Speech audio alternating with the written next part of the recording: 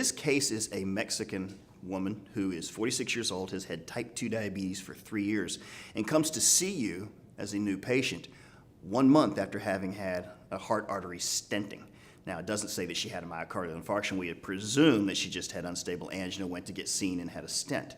And then she comes to see you with all the usual agents, right? She's on antiplatelet agents, which is clopidogrel and aspirin. She's on a high-intensity statin, which is Lipitor at 80 milligrams.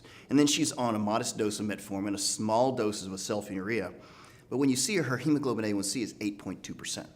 Now, this is a youngish patient. Even though she's had a cardiovascular event at 46 years of age, her goal should be really closer to 6.5%. So you've got the challenge of what are we going to do to try to bring her dysglycemia under control? And we also have to think, are there other things we can do while trying to lower her glucose that will also provide cardiovascular benefit?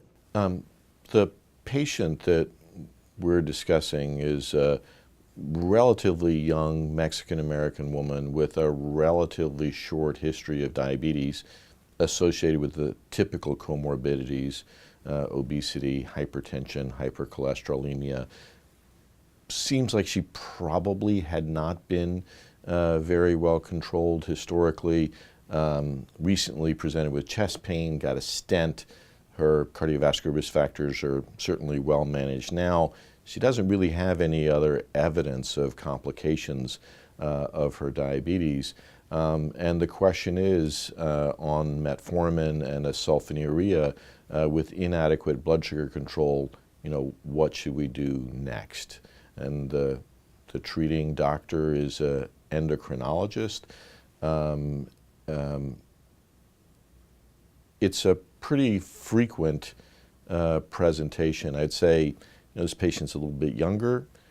This patient's a woman. We classically think of cardiovascular disease as being a disease of the elderly and more common in males.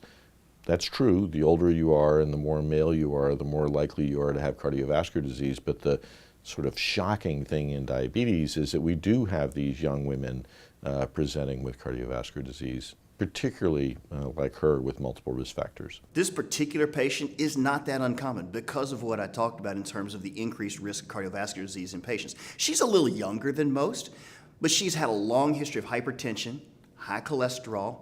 She's obese, BMI of 35. She comes in a Hispanic population that's at increased risk for microvascular disease and diabetes. And while there is no one typical presentation, the combination of macrovascular disease in a patient like this is unfortunately all too common. When she presents to us after this heart artery stent a month later, there's a lot of things I want to know. I want to know, is her blood pressure controlled?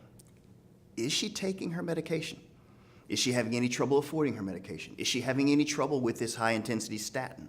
I want to make sure that she's comfortable with her regimen, that she has a routine for taking it. But then I want to look at all those parameters that I'm supposed to achieve, right? I want to be sure her blood pressure is controlled. I want to be sure she's at that target LDL for cholesterol lowering in someone who's already had a cardiac event.